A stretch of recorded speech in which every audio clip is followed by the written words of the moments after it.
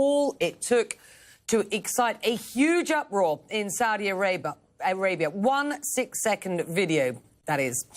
This one, as you can see, it shows a young woman wearing a short skirt and a cropped shirt. Pretty normal to most people in many parts of the world, right? Well, not in the kingdom. A lot of people are calling for this young woman's arrest, and the police agreed. They detained her, although as of now, we're not sure if she has actually been released or not.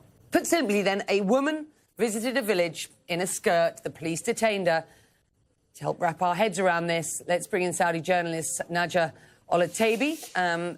Najah, thank you for joining us. You're out of London, I know, this evening. Let's be clear here. At this point, we don't know whether this woman is Saudi or not. And that is important because Saudi adheres to a strict interpretation of Islamic law where women are expected to wear loose-fitting clothing and Saudi women are required to cover their hair. If this woman was Saudi, she would have known that and would have known that effectively she was breaking at least cultural norms, if not the law, correct? Yeah, that's correct. Actually, this is not the first time a Saudi woman tried to challenge the rules and the regulation in Saudi Arabia. I mean, in the last few months, we have seen another woman, Malak al-Shahri. She's also a young Saudi woman. She pictured herself entering a shopping mall without abaya. I think also other women, they try to defy the driving ban and challenge the male guardianship. Women now are strong. They feel more empowered.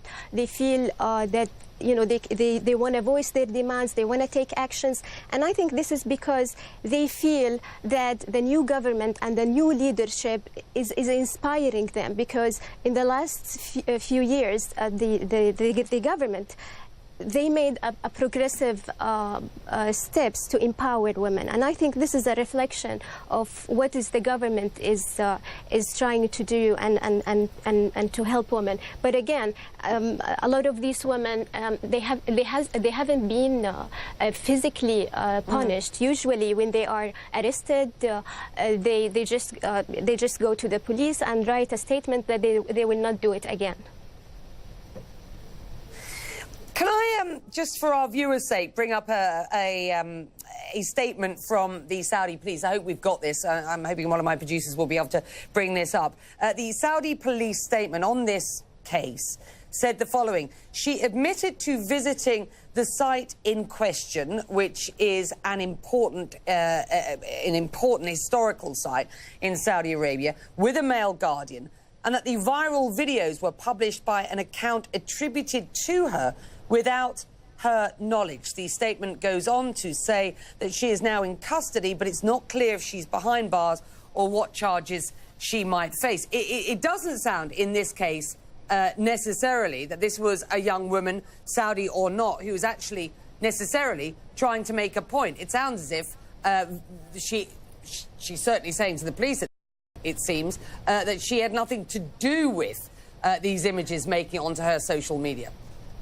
I think the girl, she has been arrested like a few hours ago, so maybe we should wait for the investigation. But I think what we have now information is that she's a model, and she's been Snapchatting and putting her pictures online. So I don't have really information about what she's doing now, whether she's arrested or not. But again, this is not the first time. A lot of women let me ask you this. Do you think there's a disconnect between the pace of change, which is part and parcel of what is known as Vision 2030, under the auspices of the new young Crown Prince, Mohammed bin Salman, and what is actually acceptable still to many people in what is a conservative kingdom? Like I said, a lot of women, they feel inspired by this Vision 2030 and the new leadership, because even the officials, they talk about reform openly. So a lot of women, they feel empowered to make an action and to help themselves.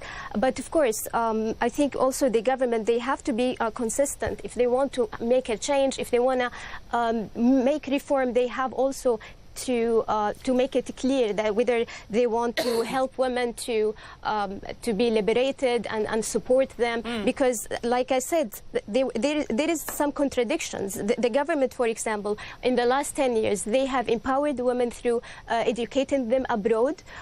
So a lot of women, they have been they have seen the liberal lifestyle, and they've been living independently. They saw how the West live, and then when they come back to the kingdom, they feel restricted. The government, they didn't relax the regulations back home, and this is why a lot of women, they feel confused. Sure. Make no mistake, and just for our viewers' sake, for those who haven't been to this region or haven't spent a lot of time in this region, social media hugely popular in the Middle East. So, of course, the wildly different views, of course, are playing out on it. One Twitter user writing, and I quote, "People who don't respect the kingdom's rules don't deserve to live in it." Whereas others wondered, with all that's going on in the world, how anyone could make such a big fuss about clothing. It is important also to point out that many of those using social media are talking about or making comparisons to Donald Trump's trip to the kingdom recently, where his wife and his daughter weren't dressed in what was traditional Saudi dress, and there have been people transposing the head of Ivanka Trump, for example, on the body of this young lady who is walking through this historic site. Realistically, where do you think the barometer is on this in the Saudi street? You're talking about many people who are Saudi women from outside who go home, or lots of commentators speaking about this from outside of Saudi. Where do you think the measure is on the streets of Saudi itself? Well, I think the Saudis, they expect to see a Saudi woman wearing the abaya because because she's a Muslim and she represents a Muslim country. But I don't think they mind that if they receive a guest, a foreign guest, like whether Michelle Obama or any other foreign guest, to come to the kingdom without the hijab. But again, the public opinion is always divided over the situation of women, whether the dress code or any of her issues. But I was surprised to see that a lot of people, they opposed what this model did, walking around without abaya, but also many other. They supported her. Many others, they feel that, you know, women, they should have the right to decide what they have to wear. I mean, this is, I didn't see that 10 years ago. So I think the Saudi society is changing, and they try to accept women and their choices more than before. With that, we're going to leave it there. Out of London for you today. It's what is 4:25 there. We appreciate your thoughts.